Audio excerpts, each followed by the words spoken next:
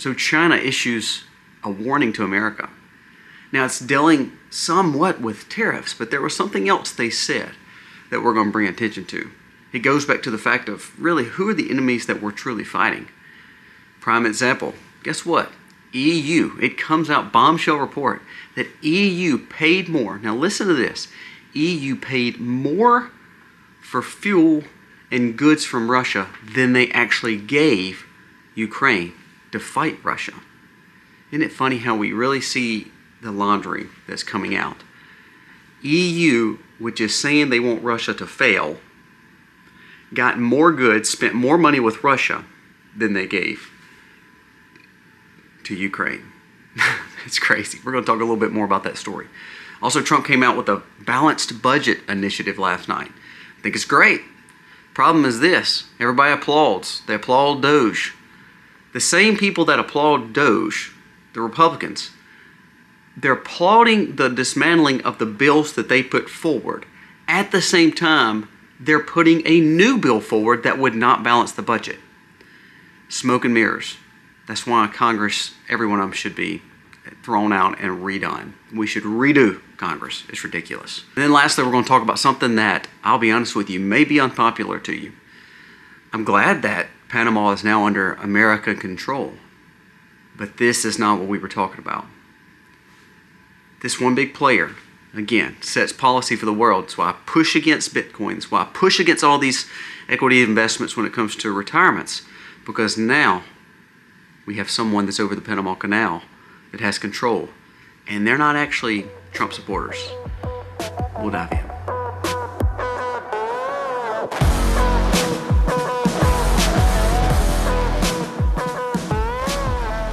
Hey guys, welcome to the Max. Thank you so very much for being here today. If you are new, please, we do ask that you will subscribe to the channel, give us a thumbs up, make sure your bell is on notifications all. We have definitely been held down. Actually, it's amazing how we've not been suggested across this platform in about a month, meaning we're glad to get the views that we're getting, but they're not wanting to share our message. So what that means is you have to share it. So please give us a thumbs up. That tells YouTube to share this message, and comment below. Tell us what you think about this content. Now let's jump into the stories of the day, because that's what's most important. First, let's talk about last night. You know, of course, the State of the Union or our address to Congress, that's what they were calling it. I don't want to everybody's talked about today, so I'm not going to rehash what he said, but I do want to bring up a few points. A few points for the fact that you see grandstanding with Republicans and Democrats on both sides. I hate Congress. I really do. I truly do, because I believe it's all smoke and mirrors. Prime examples. Let's talk about a few of these details. I thought this was good. Thomas Massey said, Congress just stood up and applauded Doge for exposing wasteful and fraudulent programs that Congress itself funded, and plans to fund another coming continuing resolution. He said, I'll vote against a clean CR bill that funds everything in 25 and 24 because the levels are overspending. We can't balance a budget if we vote for the CR that Johnson and some of these people that consider themselves Trump supporters are trying to push. So while Trump is saying he wants a balanced budget initiative, which I fully agree with, actually I believe that we should be in a surplus, meaning I believe we should be under budget, so therefore we have more money going towards our debt. He's saying that. They're applauding like little seals down there for Elon Musk and Doge, but at the same time they're writing new bills to spend more money. And the things that Doge is cutting is the stuff they voted on. Smoke and mirrors. So again, the only one that stood against this, the only one, was Thomas Massey. So again, that's on the right side. Now let's talk about the left, because I don't want to ever leave them out. Matt Walsh shared this, and I thought this was good. It said things that the Democrats did not clap for last night. Now again, their hatred towards Trump is so much that, listen to this. They did not clap for a child that was a cancer survivor. They did not clap for fighting crime. They did not clap for helping working families with tax cuts. They did not clap for catching terrorists and making sure that they're doing all they can to secure a border. They did not clap for the destroying of cartels. Do you know what they did clap for? Ukraine. If you noticed, not hardly any of the Democrats, especially women, were wearing American pins. They were wearing Ukrainian pins. If you notice, they were dressed in Ukrainian colors. A lot of them were. Did you notice the other ones were dressed in pink and they all grandstand and walked out at certain different times? Are they really representing America? So let's talk about Congress for a second. We have one side who doesn't do anything for America. We have the other side that takes complete advantage of America. And so therefore together they both suck. And so there's a problem there. That's why I told my wife yesterday, I actually don't know. I almost lose hope a little bit. And I hate to say this. And David Freeberg, which is again someone on All In podcast, what he said one day I thought was really good. He said, I was encouraged to see Elon Musk. I was encouraged to see Trump with some of the people in his cabinet. He said, but when I actually went to the inauguration and I saw these senators and these congressmen still saying they're going to spend, keep doing this for their constituents, keep providing pork for this and doing lobbyist firms and all that. He said, I was actually disheartened because I knew the executive branch cannot do it without the legislative branch. And that is so true. Doge can do a lot of things. I mean, again, they're fixing time up in court because Trump said he was the head of Doge last night, so that you watch. There'll be court hearings all the way throughout with lawsuits. One side wants to make sure that they can keep spending more money. The other side wants to act like they're working for the American people, but they're actually spending more money just for their special interests. It just is mind-blowing. So do I think that there's good things happening in a tide that's turning? Yes. I love the fact that Trump is pushing for a balanced budget, but you can't balance a budget with this Congress, and that includes the Republicans. Look at what they're just trying to pass. Again, one lone person that didn't vote for it on the Republican side, Thomas Massie. Now let's go on to another story I think was funny, talking about Ukraine. UK, there's a story, the bombshell report. I thought this was just, again, shows the weakness of Europe. The EU spent more money, spent more money on Russian energy than Ukraine aid last year. Now think about that now. So they are literally wanting to put boots on the ground to cause fighting, World War III. Is it just because they really want to take over Russia? Is that really what they want so they can get cheaper energy? Because what it shows is EU needed Russia more than they gave money to Ukraine. Think about that for a second now. That just blows my mind. I can't even fathom why we support this war going on, especially when not we as Americans, but the people that are supposedly our allies are needing Russia more than Russia actually needs them. It's just mind-blowing. A new report reveals that the anti-Russia, pro-Ukraine EU spent more money on Russian oil and gas in 24 than they did on military aid in Ukraine, because that's why they want America to do it, because America's the one blowing our taxpayer dollars for it. According to the report of Center of Research, Energy and Clean Air, the EU spent approximately $23 billion for Russian fossil fuels that they preach against now, but they know they have to keep their families warm, or they're going to have a civil war, which already has come out. They literally said they're going to have a civil war in the EU. One of their leaders said that just yesterday because of the immigration issues, the liberalization and the globalization that's been embraced in the EU. It says, meanwhile, China purchased at least $82 billion of Russian energy, India $51 billion, and Turkey $36 billion. In total, Russia raked in $254 billion on energy exports. Now, I want you to think about that for a second. It shows how vital they are to the world because of energy. But what makes it even more apparent is how vital EU and NATO is not. Shows how vulnerable they are. They can't even provide for their own people, that they have to go to, quote unquote, the enemy to get their source of energy. I told you this the last few days. Not only energy, fertilizer. They're destroying their farms. However, the only fertilizer that they can get imported because of all their stupid laws is Russia. So it's amazing to me. And again, this to me shows either a major laundering, meaning money is flowing in and pretty much going back, and they don't care who wins. They just want money and want to become rich. Or they really want NATO to take over all of Europe, all of Russia. Let's just be honest now. Why else would this be taking place? $23 billion spent on oil and gas that they preach against. Because remember, they shut all theirs down. They shut their coal down. They shut nuclear energy down. They're actually trying to get them back up because Germany's economy, UK's economy are literally in free fall because of their energy and this clean push. But here's the thing. They're still buying fuel. That's what makes this laughable when it comes to, you hear all these global push, is that they want a clean world, What they're saying is they want to make a lot of money off the lobbyists in their areas because they're still buying the same amount of fuel. Fuel consumption for 24 was actually up. Listen to that now. You had more leftist global agendas and leadership across the world now, and fuel consumption was up. But they're preaching against it, but fuel consumption was up. Isn't it funny? Isn't it funny how we talk about Congress applauding like seals, no spending, no wasteful spending, but then they wasteful spend. And then you let's get Russia, they're terrible, but we need them. We need their fuel. We're actually going to give them more money than we gave Ukraine. Think about that. They gave more money to Russia than they gave to Ukraine last year.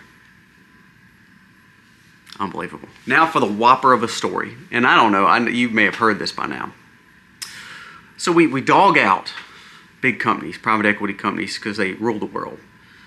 You know, we talk about BlackRock and how they've gotten invested in Bitcoin, and that's why I tell you that they're the biggest player in the game when it comes to all your equities, all your retirements, all your pensions, everything. And there was a story came back last week that they're rolling back DEI because they want to support Trump.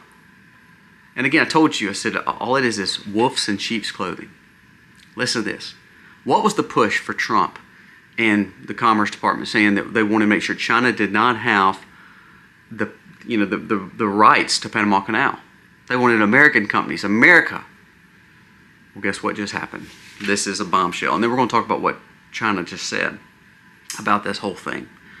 BlackRock purchases of Hong Kong-owned Panama ports marks victory for Trump's America First. Does it though? Does it? Are we really happy that China, who doesn't like us, and I'm going to tell you why in just a second. And now we have a company who never looks out for truly the American people, that pushed heavily against you for the last 20 years, now has the rights for the whole Panama Canal. You think they're doing it because they want America first? No. They're doing it because now they control it. Oh my gosh, what are we doing? Listen to this story. It's unbelievable. It says President Trump may have handed a major geopolitical victory concerning the Panama Canal, and a new report indicates that BlackRock-led consortium has agreed to purchase all the key ports in the canal. I think this is horrific. I'm just going to be honest with you. Bloomberg provided more color to the BlackRock's deal. It says the agreement has reached alongside the deal that principal BlackRock and its global infrastructure partners, along with the Mediterranean Shipping Company, has acquired 80% of the Hutchinson ports, which operates 43 in 23 countries. So now we didn't want foreign agents actually owning the ports of entry in America, or the ports that we need the most of. So now we give it to a private equity firm that truly hates America First policies and wants global first initiatives. One of their partners is literally called Global Infrastructural Partners. That makes good sense, huh? The division includes a bulk of CK Hutchinson's ports, which provides 20% of the conglomerate earnings before interest and tax to the first half of all the company's third biggest businesses, meaning they're not only the biggest player in America when it comes to equities, pensions, government funds, now they're probably going to be one of the biggest players in international trade and global goods. That is crazy that we allowed this to take place. The world's largest asset manager, BlackRock, is set to acquire 2 major ports for $22.8 billion. This is the largest infrastructure deal in history. And again, I don't know why would we applaud this? Because they're not America First. Even though they can quote-unquote American company, what have they ever done for the American people? So here's what I always say, and I hate to say this still. No one is looking out for you. I'm sorry, I don't want to, it's not doom and gloom, it's just the truth. I want to see America first, and I want to see America do good things.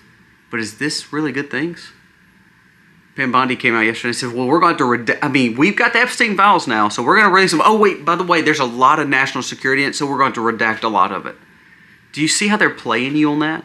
So now you're not going to know anything. You're going to know just what they want you to know versus just release. Don't ever believe anyone is truly looking out for you. Sorry, that may be unpopular, and you may be mad at me, and you may chide me in the comments, but ultimately it comes down to who's responsible for you, who loves you more, who loves your family more. It's always going to be you. And of course, spiritually is God, but I'm talking about when it comes down to who is going to assist you and help you. It's not the Democrats, it's not the Republicans, it's not this administration, even though they're doing great things. It always comes down to you taking care of your families, because no one is going to do it. Not insurance, not your neighbor. That's why we always tell you to prepare and take care of your family and do things independently and sustainable, because ultimately it's going to rely on you. Your children, they need you as a father or mother. Your household, that needs you to fix it. We cannot look for other people to help us, because that right there was literally like a knife in the back to Americans. I mean, that really was right there. Now, last story, and I want to bring up, and because it kind of goes along with this, we're dealing with this whole trade war and trade issues. I want you to listen to what China just said, and this was from their official embassy account. I want you to listen to this. This is where it gets scary. If war is what the U.S. wants, be it tariff war, trade war, here's the big one, or any other type of war, we're ready to fight to the end. Listen to what I just said. If war is what the U.S. wants, be it tariff or trade, or any other type, we're in it to the end. So instead of making enemies, such as the Russia-Ukraine situation, why don't we try to help find peace? And I'm not talking about just, well, we want leverage. We need to get to a point where we realize that, did you hear, Russia fuel was the way China did what they did. So why would we not want Russia on our side in a peace agreement? I'm not talking about they're great people and we're going to go sing Kumbaya together. I'm just saying, wouldn't you think we would want peace? Because the flippin' EU can't make it without their fuel. Literally, they're vulnerable. They gave more money to Russia than Ukraine last year, and since the war started, by the way. Go back and do your research. America is literally making enemies with someone who is now the biggest player when it comes to China. If China says this kind of stuff, and we've always said they're the ones that we have to pay attention to and watch, don't you think it'd be wise for us to have as much people on our side, kind of like Russia, in an agreement? Not that we're best buddies and we're going to have them over for a barbecue, but it's one of those things that, why don't we just build a relationship and say, you know what, not only are we the biggest fossil fuel provider, Russia is another fossil fuel provider. We see that the Middle East, Saudi Arabia, needs America. Iran is working with Russia, and Russia said they would work to tone down their rhetoric. We literally could have peace by just finishing up this war, and therefore we may not cause problems with China, because China needs Russia's fuel. India too. So when you hear comments like this from their spokesman, this is not some like side secondary person. This is China's spokesman at their U.S. embassy saying, if they want tariff war or trade war, we're good. If they want another war, we're into the end. You know what that means?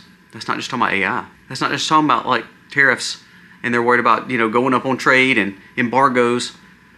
They're literally saying, if we need to attack you, we will. Cyber, we will attack you. If we need to do it with Taiwan, we will. If we need to do it with semiconductors, we will.